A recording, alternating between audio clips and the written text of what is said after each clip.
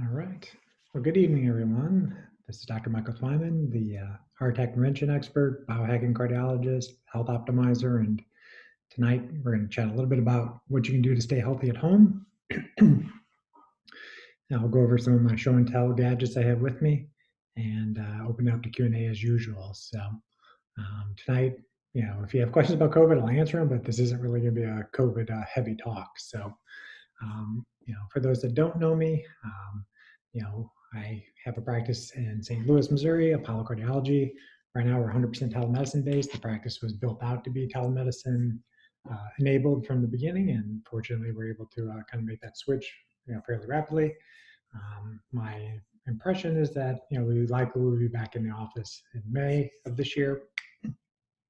We'll start being able to offer our kind of three-pronged approach to trying to figure out who has a higher risk vascular disease. So the CT coronary calcium score, the carotid intimal medial thickness scan, and the EndoPAT. The CMT and the EndoPATs have been done in my office previously. Some of those are on hold. We will contact you if you've already been scheduled for them and had to get rescheduled. Like I said, hopefully, shoot for maybe mid-May, we'll be able to start hopefully offering these things again. But again, like I said, tonight, I mostly want to talk about, what are the things you can do to take care of your heart health at home. And you take care of your heart health, you take care of your general health.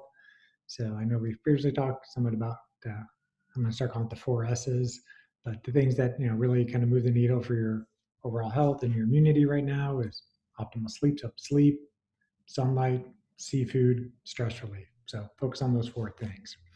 So the 2 main things I want to talk tonight a little bit about are the stress, and then also talk about the blood pressure, which gives us an idea of how well your body's making nitric oxide. So first, do the kind of heart rate variability. I know I talked about this in some of my previous videos, but do tonight a little bit more of a show and tell. So heart rate variability is the beat-to-beat difference on your EKG. So the heart beats, it relaxes, it beats again. That time is called the RR interval. It's supposed to expand and contract as you breathe in and out. The more it contracts and expands, the more variable it is, the more conditioned your heart is. The more tight it is, the more stress your body's under. And you can measure your heart rate variability with a few different pieces of gear. Original one that I was using was the Polar H7 strap. It's Bluetooth enabled, syncs to your phone. And I usually use an app called Elite HRV. So still use that on occasion. But in the past year or so, I've kind of upgraded to a device called the Zoom HRV. It's a watch. It has a blue light sensor on it as well, so it lets you know how much technology you're sitting in front of and how much sunlight you're not getting. But I've started to track the heart rate variability every single day for the past 7-8 days now, just to get a baseline. Right now, I'm using the Zoom app mostly to measure the heart rate variability in the morning. It takes about a 3-minute reading and then gives you a baseline. The Zoom HRV is much more consumer friendly. It just gives you like a single number. So today my number was 70. The higher it is, the better it is. There's another app that I use called Elite HRV. I'll pull it up here in a second and show you kind of what this looks like. But it gives you a kind of a graph. So today my number was in the middle range. So my parasympathetic and sympathetic tone were well balanced. My average heart rate was in the mid 60s, and my heart rate variability was 59 based off of this metric. So different softwares can give you a little bit different numbers. But this one, if you really want to get into the weeds on the numbers, it gives you stuff like the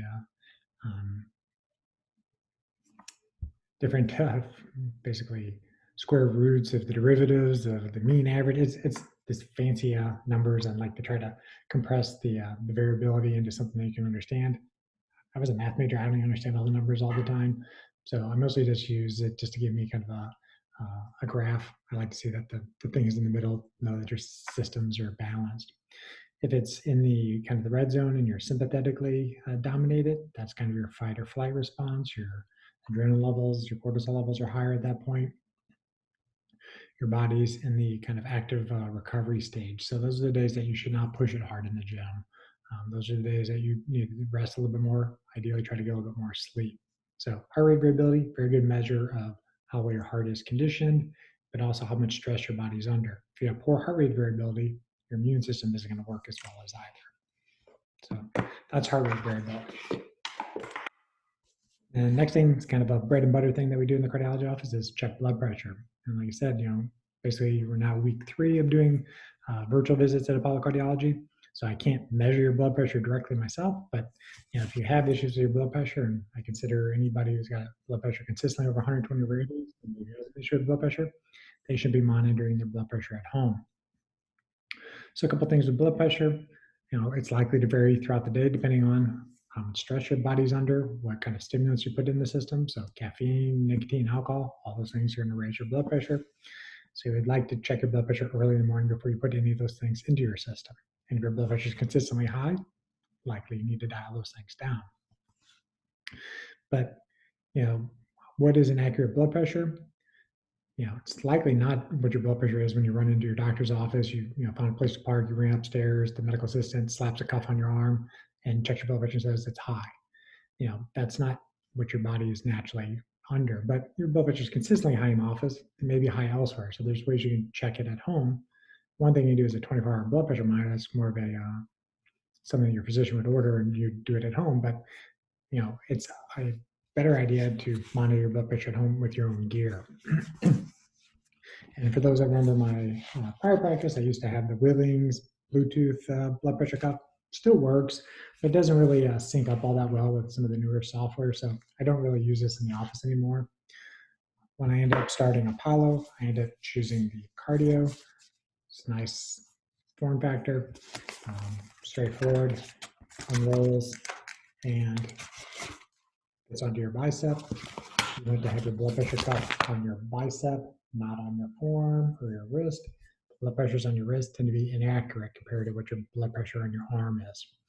So if you have a wrist cuff, I'm not saying throw it away yet, but take it into your doctor's office. Next time the doctor's offices are open, and calibrate it against what their wall machine shows. So if your wrist cuff and their wall machine are accurate or similar, then you can keep using home. But consider the next time you need a cuff, upgrading it. So right now I recommend either using the Kardia, spelled with a Q, contemplating if I'm going to upgrade to get a piece of software where I can monitor patients in this software system. If enough people ultimately want to do that, then I would offer that at Apollo Cardiology. Another option is to get one made by Omron, O-M-R-O-N. They make very good blood pressure cuffs. They have a Bluetooth enabled one. I'll send out a link tomorrow in the group email and put this in the Facebook group. And if I put the links to some of the companies that make some really good blood pressure cuffs that I would usually recommend that sync to your phone.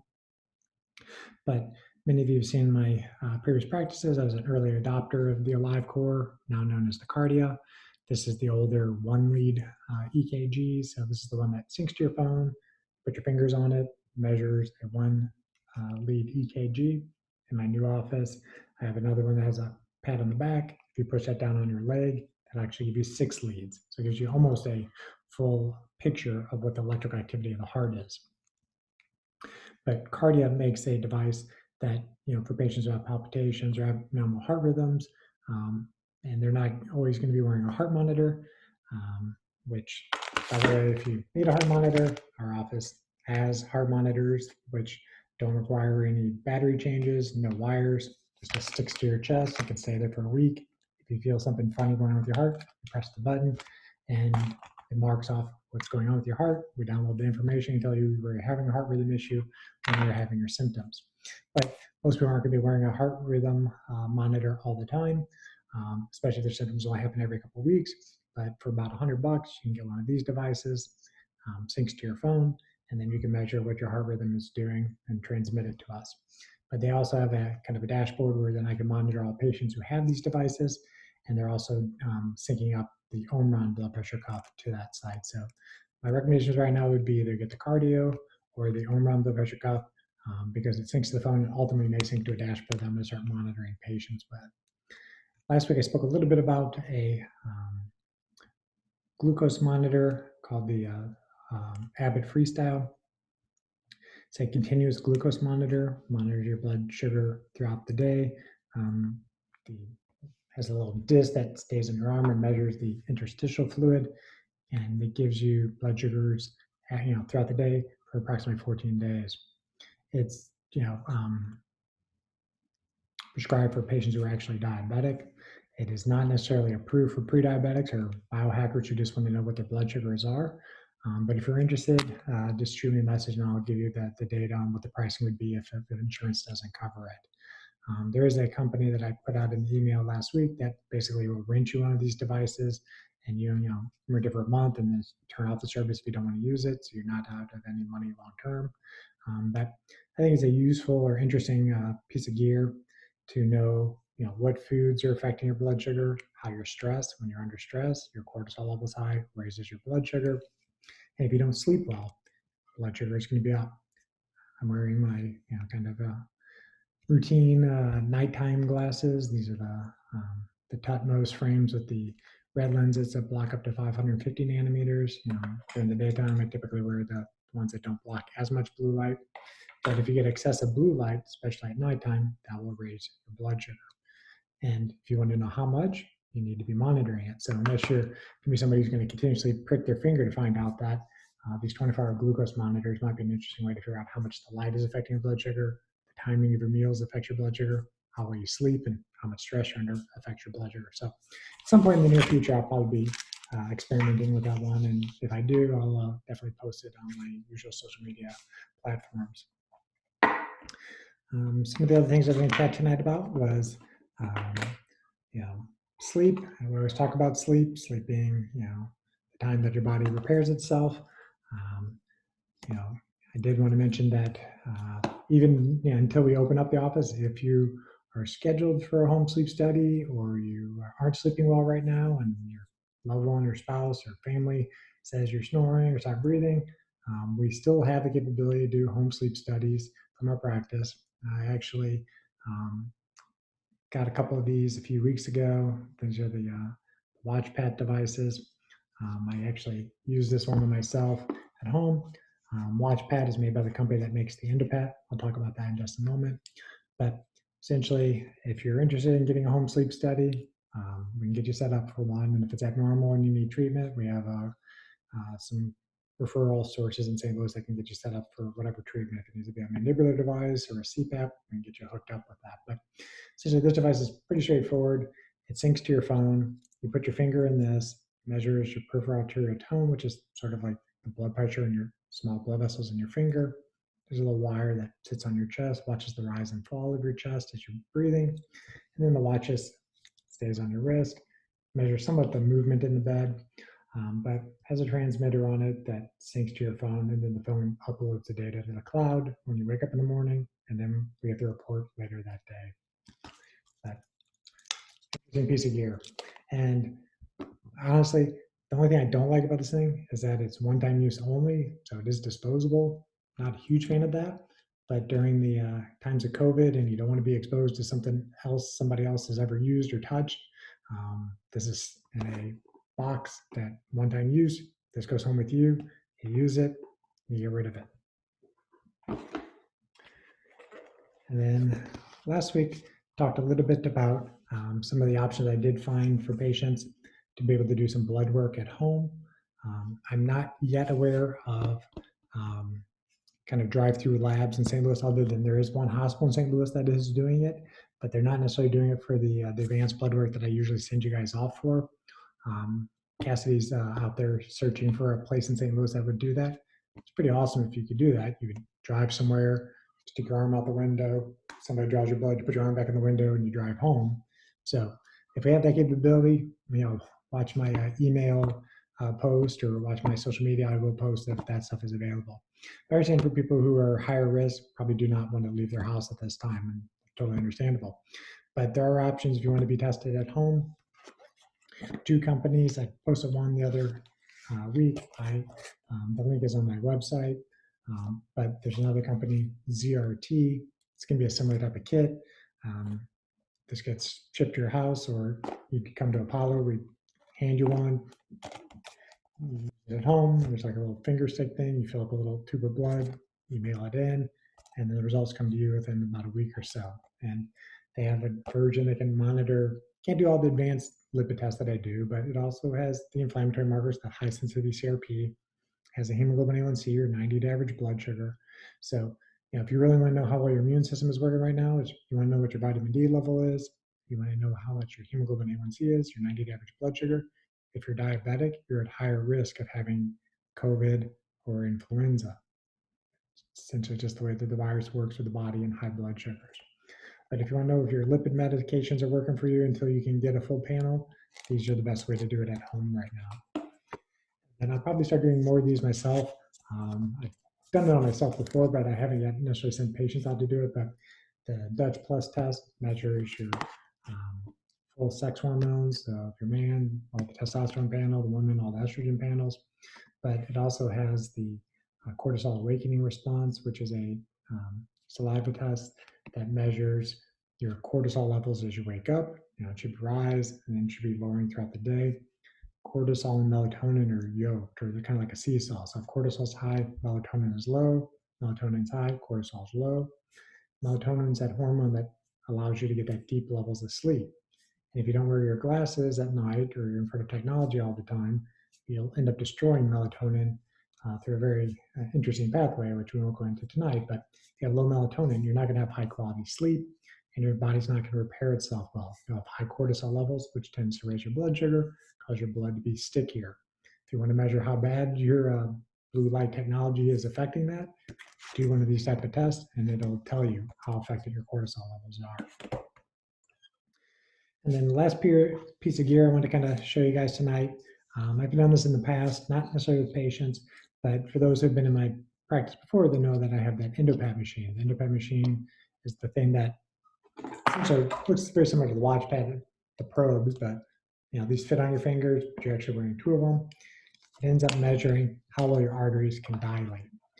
Your arteries should double in size if they've been constricted.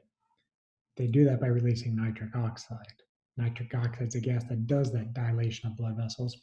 But nitric oxide also is something that acts somewhat like Teflon, prevents stuff from sticking to the arteries. So the higher your nitric oxide, the healthier arteries tend to be. So I have that piece of gear in the office. Again, hopefully I can start offering that again in May. But a surrogate that you can use, kind of a spot testing in between that. These are the strips I tend to like right now, called Human. They come with 25 little indicator strips. I don't know exactly why, but it says you can't lick it, but you're supposed to put saliva on your finger, put this on it for like 5 seconds, and then there's a little color coding thing, light pink and dark pink, and you look at what color it is, and it'll tell you how much nitric oxide your body's currently producing. If your nitric oxide levels are low, that does not mean necessarily you need to go rush out and take supplements for that, but you need to reassess, what you're doing in your environment. It's almost always something in your environment isn't optimal if you're not making nitric oxide. Things that tend to improve your nitric oxide release is going to be UVA radiation. So that's sunlight. UVA radiation generally comes out in mid-morning, usually goes away a little bit before sunset. So the more skin you can expose, the more UVA radiation you get. Your blood vessels come to the surface, they release nitric oxide. The other things that release nitric oxide are exercise. So if you see me in the office, I'm always asking you kind of what activities you do. If you only have limited time, always focus on the resistance training because that also helps with your muscle stimulation, helps with your blood sugar control. But doing cardio, especially interval type training, you're really going to pump up a lot of nitric oxide with exercise. And then from a nutrition standpoint, it's mainly the green leafy vegetables and beets. Some people love beets, some people hate them. There are beetroot supplements. I don't use them routinely. If you use them, you just make sure you have a high quality one and know what you're doing with it. But the other things I should say, and this is more of a side note, is that most mouthwashes are actually going to cause you to have very low nitric oxide. You have all these bacteria in your mouth. If you use mouthwash, you kill those bacteria. They can't do that conversion of the dietary nitrates into nitric oxide. So even if you're eating perfectly, all your greens, all your beets, but you're using a mouthwash antiseptic, you're not going to have that reaction. So find to brush your teeth, find a floss, see your dentist, but probably should be limiting mouthwashes. It's actually going to probably potentially cause some vascular issues if you do it long term. I learned that one a couple of years ago. So that's kind of the things I wanted to go through tonight was some of the stuff you can do to stay healthy at home. just to kind of summarize what you can do to optimize your health, your immune system, heart, while we're waiting: sunlight, seafood, stress relief, and sleep. Focus on those 4 things. Hopefully in the near future, we can get back to the kind of my routine heart attack and stroke prevention talks. The 3 big tests that we always recommend and we'll be doing going forward are still going to be the CT coronary calcium score to see if you have any plaque in your arteries, the carotid intermediate thickness scan, the ultrasound of your neck arteries to look at is there any plaque in your artery, but also how thick is this wall of the artery, and then be doing that endopat test to measure how healthy the arteries are, how much nitric oxide gets released and your arteries dilate. And then, for heart rate variability, typically recommend the Polar H7 strap or this Zoom HRV strap. Both of them work pretty well. And then the apps are free: Elite HRV or Zoom HRV, which you download for that app if you get the watch. Both those are things I use in the morning to measure a baseline heart rate variability. The rest of the blood pressure cuffs, I typically recommend the Cardio, QARDO, and the Omron, which is on the Kardia website. But if you're more interested in that, just send me a message and I'll let you know about that. I will open this up to Q&A in just a moment, but I have one short, one thing I wanted to chat about is that I am recording these videos, putting them up on YouTube. So I do thank you guys for watching them and sharing them with your friends. That is always helpful for me to get my message out to people who are interested in this type of information. I'm at 95 subscribers on my YouTube channel, so thank you for those who have already subscribed. But please find me 5 more people. If you can find me 5 more people to subscribe to that channel, I can finally get a custom name on that channel. Right now it's youtube.com and about 55 letters.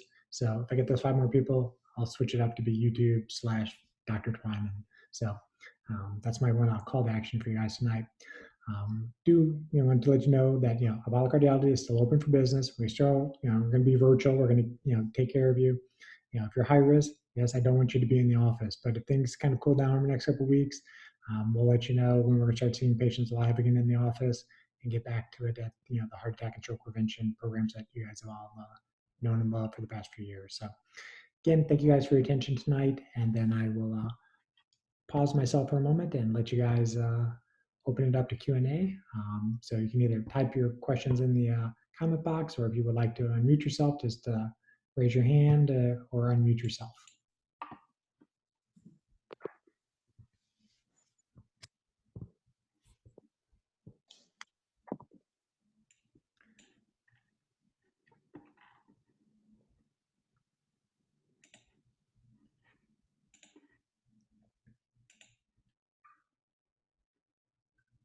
All right. Well, you're welcome. Thank you guys for watching over here on Facebook. So do we have any questions coming in over Zoom tonight?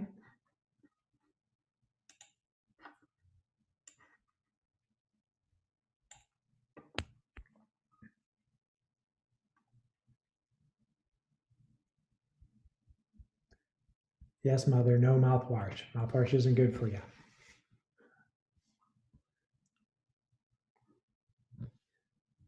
Your body's more bacteria than it is person, so let the good bacteria do what they're supposed to do.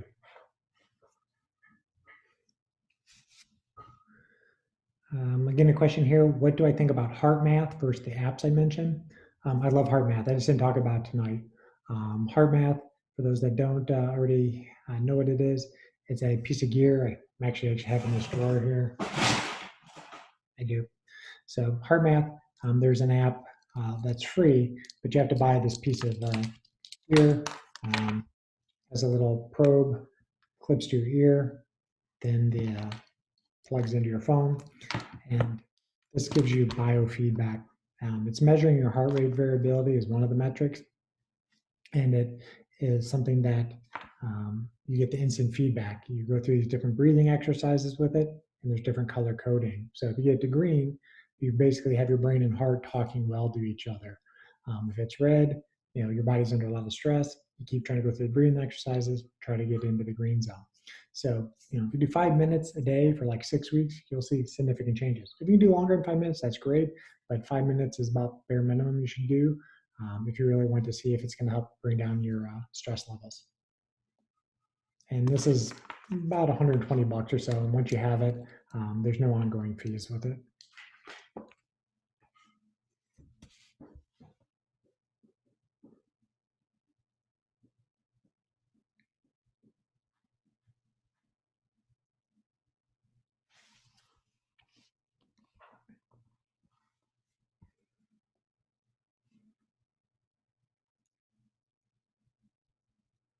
While we're waiting for questions to come in, I saw something pretty interesting or funny. I know a lot of people know what the freshman 15 is. It's when you gain 15 pounds as a freshman in college because you go hog wild and start eating everything inside because you're finally free from any order and discipline. But yeah, there's something now called the quarantine 15. So be careful with that one. So I know I'm probably a couple pounds heavier than I was when this all started. But try to stick to your routines best you can. I've been very good about focusing on the sleep and stress relief. Probably not exercising as much as I was before because the place I like to exercise aren't open, and I still go for a walk around the park pretty much almost every day, and still do my resistance training routinely, but not as much interval training as I was doing prior to all this quarantine stuff. The nutrition stuff, probably a lot more dark chocolate, a lot more kind of starchy carbs than I'm used to, but I'll get back into my routine in short order.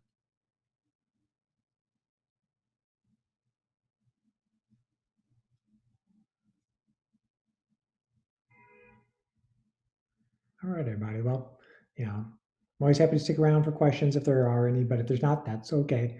I will put this up on YouTube later tonight, and then I'll be doing these calls going forward every Monday night at 6 o'clock Central Time. If there's always a interest for more calls, I'll end up doing them as well.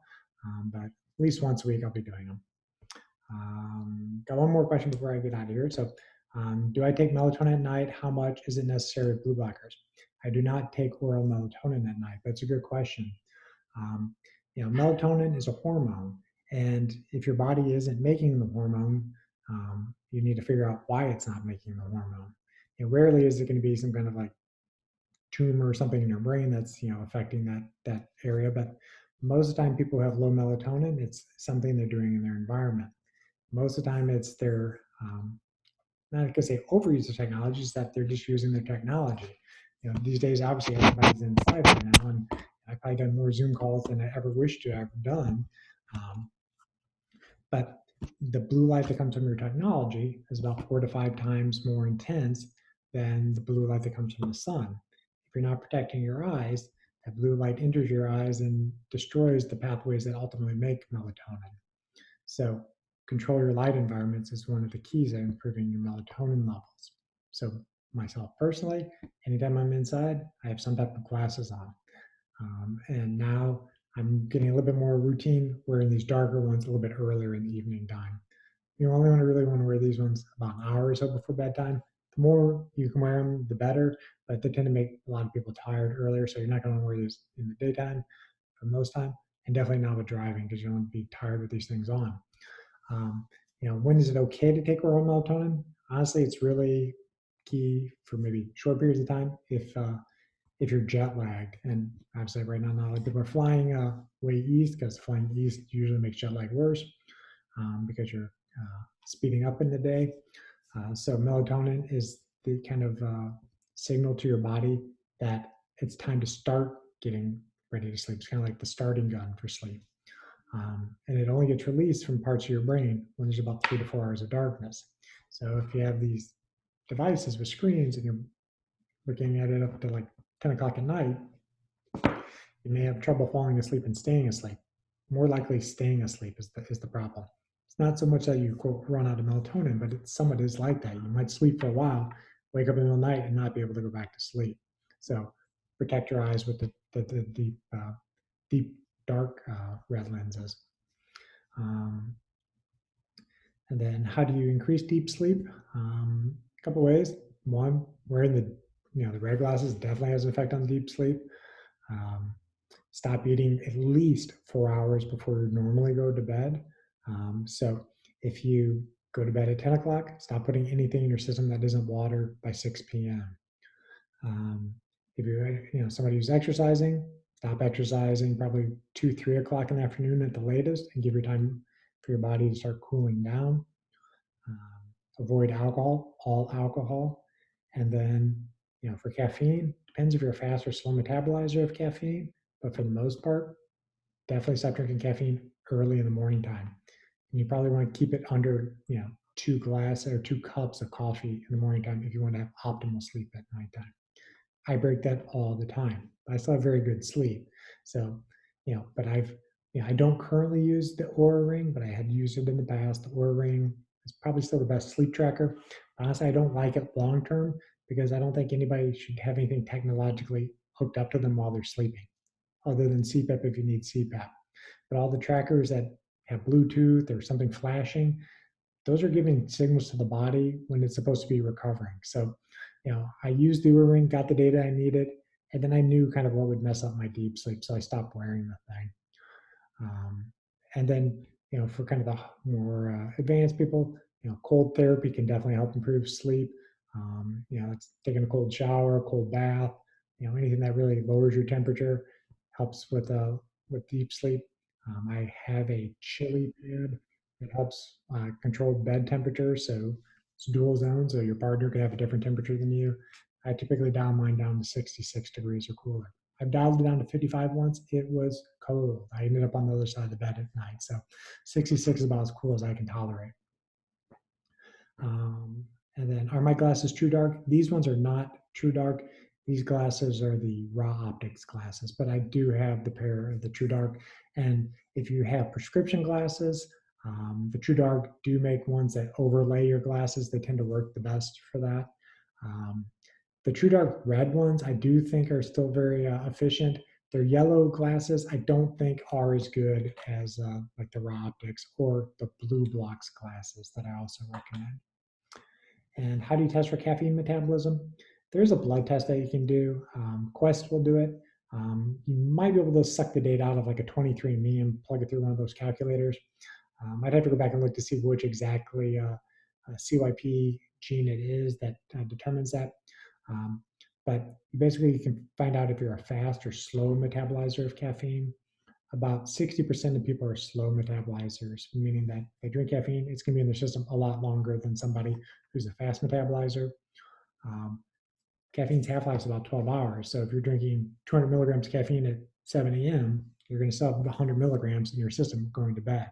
So if you really have issues falling asleep, or you have anxiety, or palpitations, heart racing sensations, or your blood pressure is elevated, you want to minimize caffeine.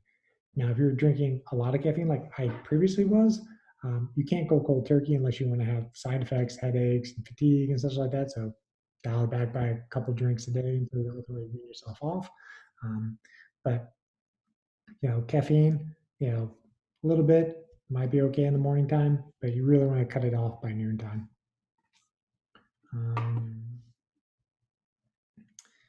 Using the Sleep Number Beds monitoring system for heart rate, healthy to have on.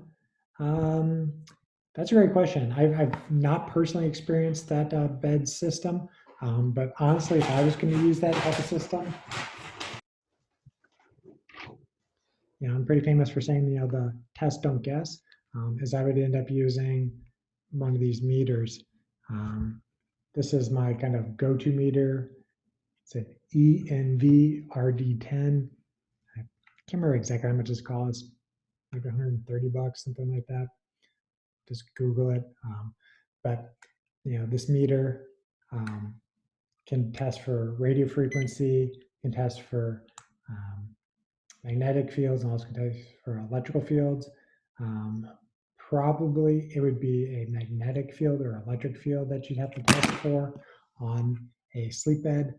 The radio frequency ones are going to be more Wi-Fi, cell phone signals, but unless maybe it has like a Bluetooth transmitter on it, then you have RF on it.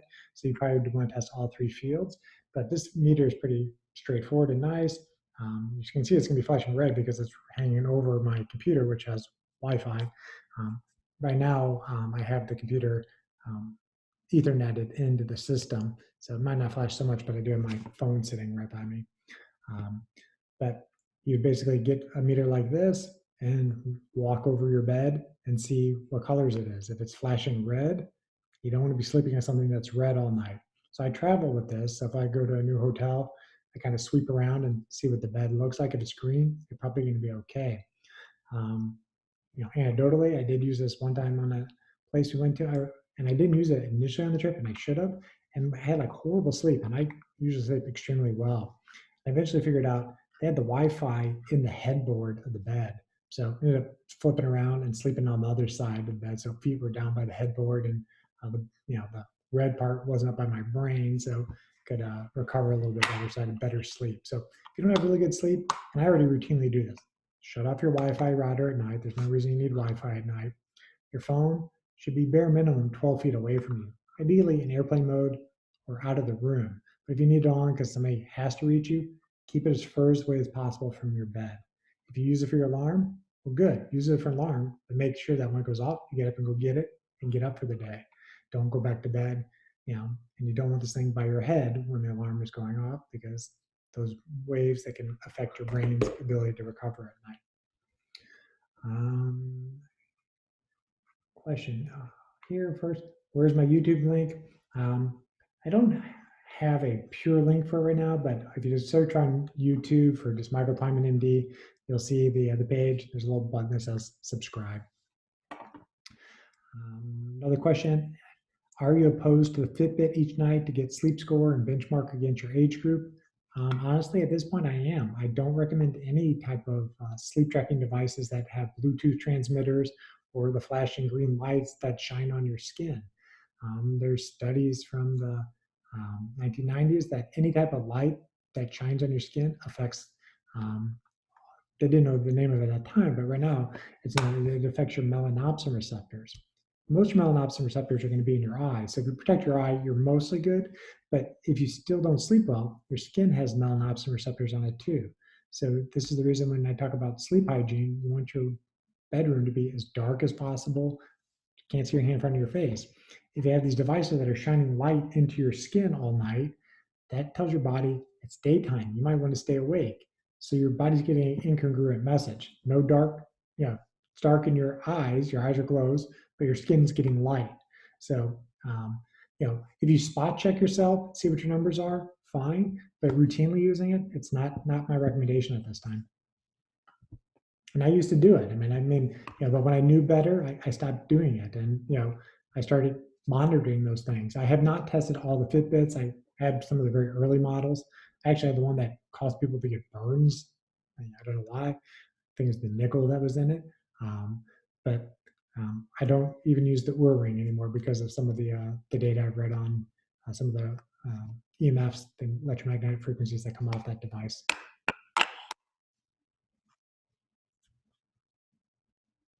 The best tracker for sleep, honestly, is, go to bed at the same time every night, wake up at the same time every day, 7 days a week, see the sunrise, and then protect your eyes, when you're in front of your technology. When you wake up in the morning, just give yourself kind of a score 1 to 10. How well did you sleep? If you wake up and feel great, it doesn't matter what your heart rate tracker or your Fitbit or your Oura ring says. You probably got enough sleep. You wake up and say, I don't feel that great. You feel like you got to take a nap before 11 a.m., or you feel like you got to pound the coffee all morning to stay awake, then that's, a concern that you didn't get that deep restorative sleep at night.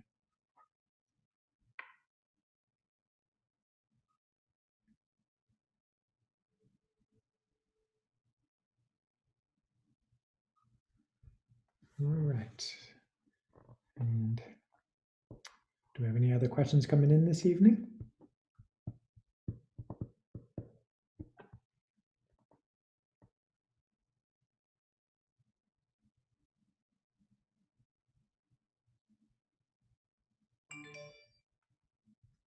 All right, then. Well, I thank you again for your guys' attention and great questions tonight. Again, I'll put this up on my YouTube channel. Right now, the link is so long. I usually put the link in the email I send out to you guys, but hopefully in the next few days, it'll just be youtube.com/drtwyman. But have a great evening, and I'll see you guys next week.